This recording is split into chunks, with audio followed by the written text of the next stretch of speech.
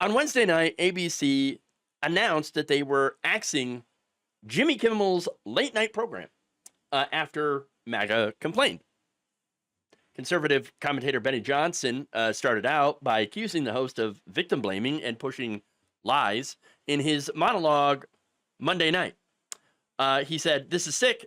Kimmel is stating that MAGA killed Charlie Kirk and is victim blaming the assassination on Charlie's movement, which is not correct. You're not going to be shocked that a man, Benny Johnson, that was paid lots and lots of money by Tenet Media, Russian state media, by the way, he's received money from Russians, and that is absolutely a fact that has been proven. In fact, he's like, well, I didn't know they were the Russians. They just gave me money. Okay, sure. But anyway, he's wrong about that. He's wrong about Kimmel's statements. He's wrong about pretty much everything else. Okay.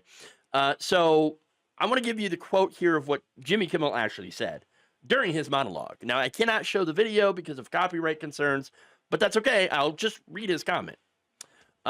He said, and you can look this up as well. You can see the video. You can see all the context. You can see the monologue. It is up on social media.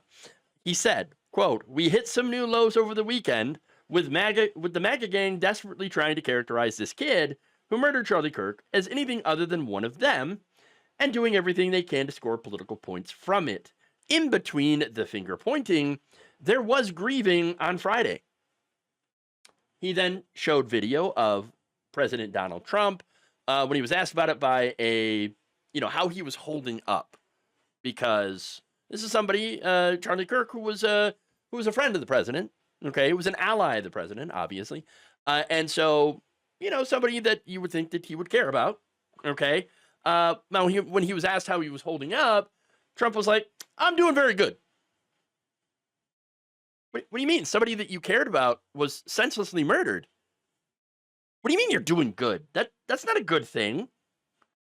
Now, Jimmy Kimmel talked about that video, and he said, look, Trump's at the fourth stage of grief construction. Okay. This is not how an adult grieves the murder of somebody he called a friend. This is how a 4-year-old mourns a goldfish. He ain't wrong. He ain't wrong. So right now, that statement doesn't condone Charlie Kirk's murder. It doesn't praise the killer. It didn't even say anything particularly bad about Charlie Kirk himself.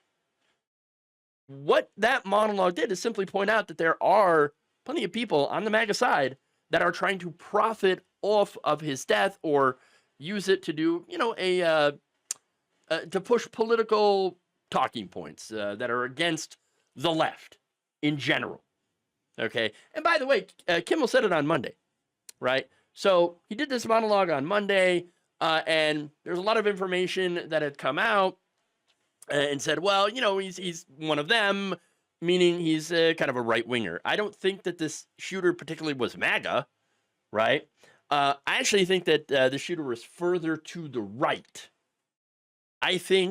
I believe he is one of the Groypers. I don't know for sure. And understand that connection has been, it hasn't been debunked, but it hasn't been confirmed either.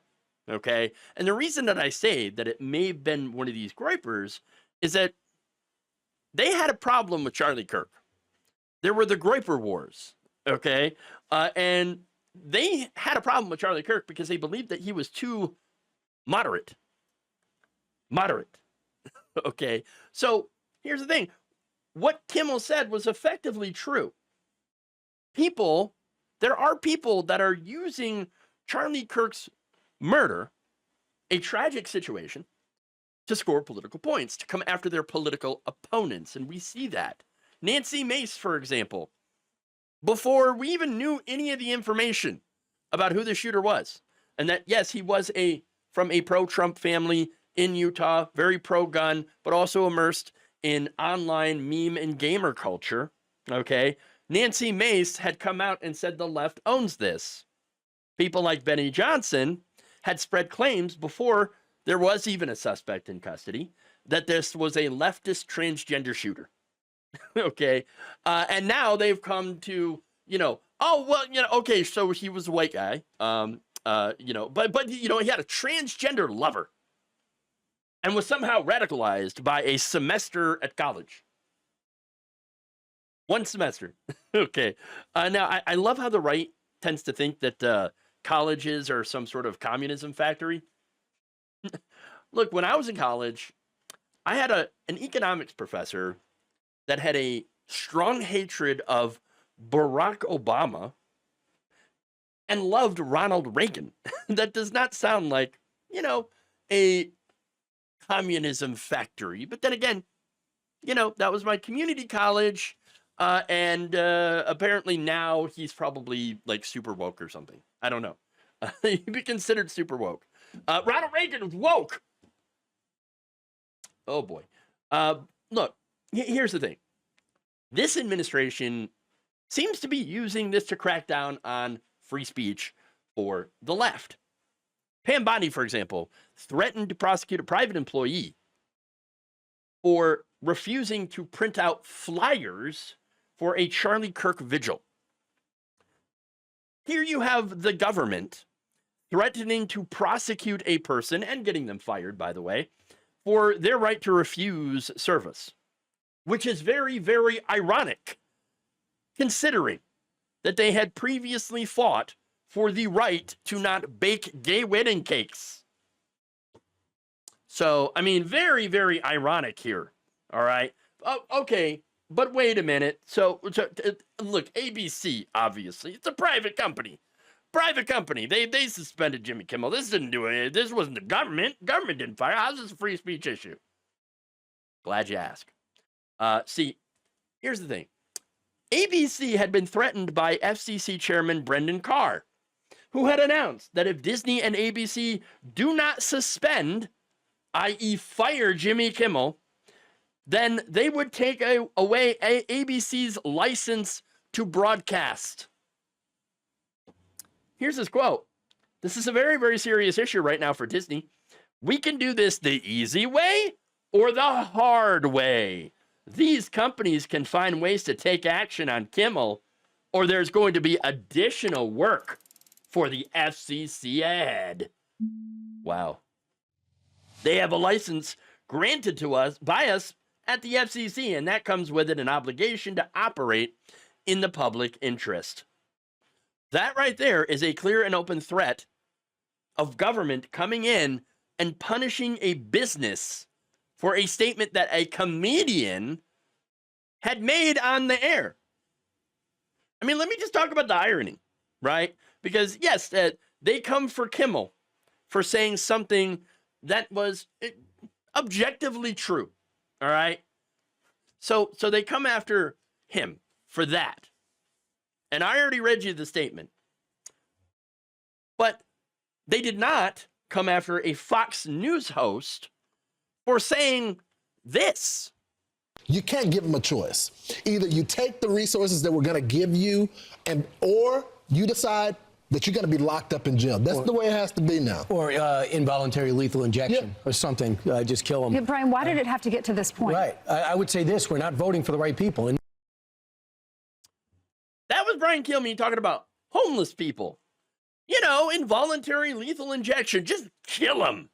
Just kill them. That's what he says.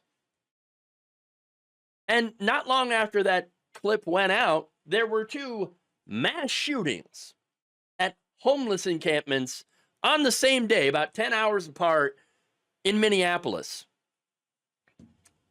Now, Kilmeade, he was, after some backlash, obviously, he had to put out a pretty meager apology saying that, maybe we should have some compassion for some homeless people.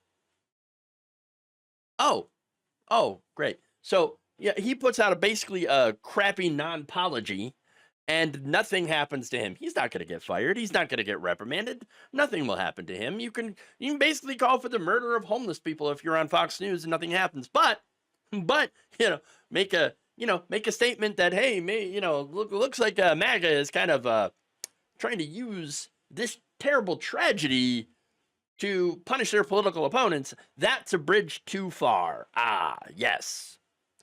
No, look, here's the real reason ABC fired Jimmy Kimmel.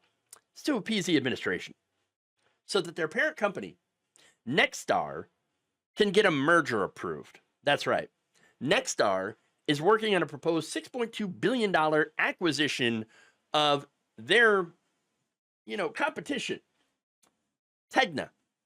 That would add about 64 more stations to Nexstar's lineup of 200 stations across the country. That deal would obviously require regulatory approval, including by the FCC. What a coincidence that they were the first company to announce that they would preempt Jimmy Kimmel Live. And it's not just them, by the way. The Trump administration has been able to cow mainstream media, okay? They've received millions of dollars from both ABC and CBS in bribes, essentially. Now, this administration is also suing the New York Times and the Wall Street Journal for a ridiculous amount of money. The Wall Street Journal, of course, for reporting on the Epstein files and actually releasing that birthday card that Trump sent to Jeffrey Epstein, his 50th birthday, that Trump claimed, didn't actually really exist at all. Turns out it did exist. Yes, that's right. Now, what a coincidence, right? What a coincidence! Look, what they're doing is that they're using lawfare to silence dissent. That's what they're doing. Okay. Sinclair Media, by the way, Sinclair Media is not happy enough with removing Kimmel from the air. No, they want Kimmel to bend the knee and apologize to Charlie Kirk's family. He didn't say anything about Charlie Kirk's family. He didn't say anything bad about his family in that monologue. Nonetheless, that's what they're asking for. Okay. Sinclair's vice chairman, Jason Smith, said Mr. Kimmel's remarks were inappropriate and deeply insensitive at a critical moment for our country. We believe that broadcasters have a responsibility to educate and elevate respectful, constructive dialogue in our communities. We appreciate FCC Chairman Carr's remarks today, and this incident highlights the critical need for the FCC to take immediate regulatory action to address control held over by local broadcasters by big national networks. That's right. We believe that they have the responsibility to educate. Do they? You can't look at Fox News and think that's education. Are you serious? But first of all, this is late night comedy, right? Now, I was told that when Trump won, that comedy was supposed to be legal again. Turns out, not so much. Not so much. And here's the thing. I didn't really care at all that much about late night TV. I don't really watch Colbert. I didn't watch Kimmel. I didn't watch any of those people. Okay? I think the last late night show I watched was back, and I'm going to date myself on this one. Well, not quite. I mean, I did watch The Daily Show a while ago, okay, back like 2016. But, even further, during the Clinton scandal, okay, I used to watch Conan O'Brien. That was about it, okay? So I don't have a dog in this fight, but the thing is, actually, we all do. We all have a dog in this fight, and that's the freedom of speech, okay? Because you had the government that is coming after literal comedians and threatening regulatory action against their networks for saying things that are, negative against Donald Trump. So this is clearly an attack on freedom, and the First Amendment. And it's also a great example, by the way, of how big corporations tend to always bend the knee for fascism. And why is that? Because it's about money. It's about money for them, okay? It's about maximizing shareholder value. And it's easier for these companies to just simply roll over and appease the far right, who now control all the levers of power. So that's what usually always happens when you have these companies and you have a fascist takeover.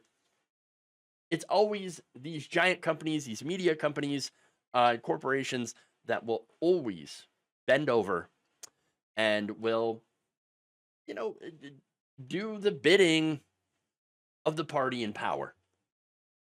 All in order to keep that money coming in. Thank you for watching. If you enjoyed this video, please like, share, subscribe, hit the bell icon in order to get notified whenever a new video is released. And if you want to support independent, progressive media through this difficult time where it seems like everybody is shutting down, you can become a member on our YouTube page, you can become a subscriber on Facebook, or you can go to my Patreon. It's patreon.com/Jeff Waldorf. Thank you.